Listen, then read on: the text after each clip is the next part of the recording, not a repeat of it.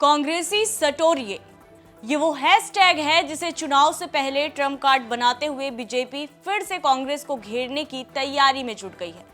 कारण है पूर्व सीएम भूपेश बघेल पर एफआईआर हो जाना। लेकिन अब सवाल ये कि क्या ये बीजेपी का चुनावी डर है? सवाल और आरोप बहुत सारे हैं। इस रिपोर्ट में हम उन सवालों और विपक्ष की ओर से लगाए जाने वाले आरोपों पर बात करेंगे।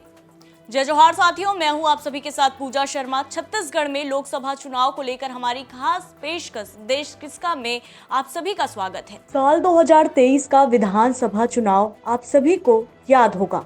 इस दौरान बीजेपी ने चुनाव से पहले सत्ता सरकार को मात देने के लिए ऐसा मुद्दा खोजा जिसने कांग्रेस को सत्ता से ही बाहर कर दिया। महादेव सट्टा ऐप मामले को लेकर बीजेपी लगातार भूपेश सरकार पर आक्रामक रही और अब लोकसभा चुनाव से पहले एक बार फिर छत्तीसगढ़ में महादेव सट्टा ऐप केस बड़ा सियासी मुद्दा बन चुका है। ये पूरा सियासी बवाल उस वक्त शुरू हुआ जब रविवार को सट्टा केस में पूर्व सीएम भूपेश बघेल के नाम पर एफआईआर दर्ज होने की चर्चा आग की तरह फैलने लगी। महादेव बैटिंग ऐप केस मामले में छत्तीसगढ़ के पूर्व सीएम भूपेश बघेल समेत 21 लोगों के खिलाफ ईडी की शिकायत पर ईओडब्ल्यू ने एफआईआर दर्ज की है।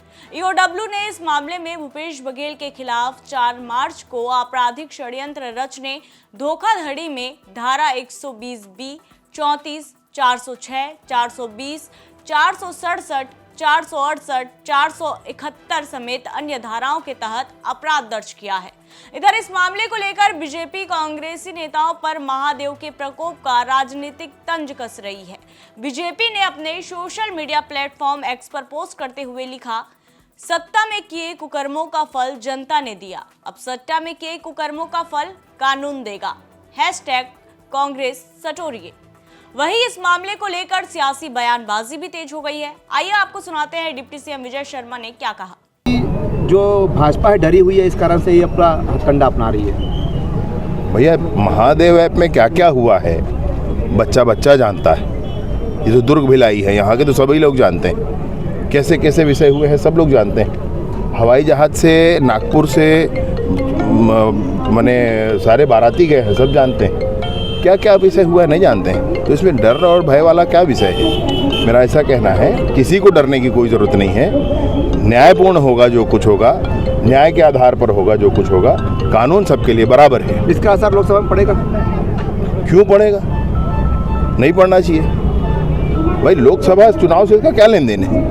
ये तो मसला हुआ है। तो जैसा कि आपने सुना, विजय शर्मा ने यह साफ तौर पर कह दिया है कि चुनाव में इसका कोई असर नहीं पड़ने वाला।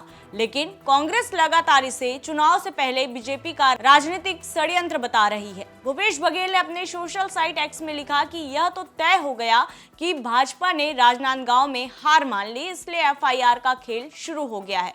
लेकिन न मैं डरने वाला हूँ न पीछे हटने वाला हूँ। लेकिन कई सवाल हैं, इनके कौन जवाब देगा? साए साए। इसके अलावा उन्होंने इस मामले को बीजेपी का डर करार देते हुए क्या कुछ कहा, ये भी सुनिए। महादेव के खिलाफ सबसे पहले हम लोग 2022 में एफआईआर दर्ज किए और लगभग 72 एफआईआर करके 450 लोगों की गिरफ्तारियां की। कानून में संशोधन भी हम लोगों ने किया और अब जाके 4 मार्च को एफआईआर किया गया। और होता ये है कि जैसे एफआईआर होता है तुरंत वेबसाइट में अपलोड करते हैं, लेकिन उन्होंने किया नहीं। आज 17 तारीख को दिल्ली से इसको जारी किया गया है। इसका मतलब ये है कि लोकसभा चुनाव में वो डरे हुए हैं। और एक तरफ फ्यूचर गेमिंग में 1368 करोड़ रुपया भारतीय जनता पार्टी ली है और यहाँ भी उसी प्रकार की शंकाएं हैं। ये भी आखिर महादेव ऐप है, इसको बंद क्यों नहीं करती जबकि डबल इंजन की सरकार है? इसका स्पष्ट अर्थ है कि वो राजनांदगांव लोकसभा चुनाव भारतीय जनता पार्टी हार चुकी है और इस कारण से बदनाम करने के नए नए हथकंडे अपना रहे हैं। आपका अगला स्टेप क्या होगा? अगला तो ये है कि अब ईओडब्ल्यू में एफआईआर दर्ज हुआ है, वो नोटिस कब देती है वो देखते हैं। आपने कुछ सवाल भी पूछे, मुझे गिरफ्तार कर सकते हो तो करो उसका। नहीं, जो कार्रवाई करना करें। मतलब सवाल इस बात का है, जब आपके जो एफआईआर हुआ है उसमें मेरा नाम नहीं है, उसमें नेतागण अधिकारीगण, जब एफआईआर में मेरा नाम है तो अधिकारीगण का भी नाम आना चाहिए था। और जब इसमें अधिकारियों के भी नाम नहीं डाले हैं सूची में तो मेरा भी नाम नहीं होना था।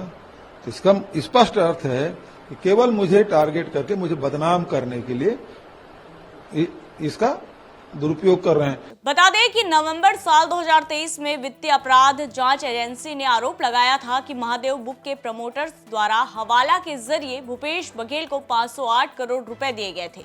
वहीं विधानसभा चुनाव के दौरान ईडी ने भिलाई के वाहन चालक असीम दास को पकड़ा था। उसकी कार और घर से 4.92 करोड़ रुपए जब्त किए गए थे। बहरहाल ये देखने वाली बात होगी कि लोकसभा चुनाव से पहले फिर पॉलिटिकल मुद्दा बना महादेव ऐप केस इस बार कांग्रेस के लिए कितना बड़ा झटका साबित होता है। तो फिलहाल इस रिपोर्ट में इतना ही। ये जानकारी आप तक पहुंचाई दुर्ग से हमारे सहयोगी रघुनंदन पंडा ने।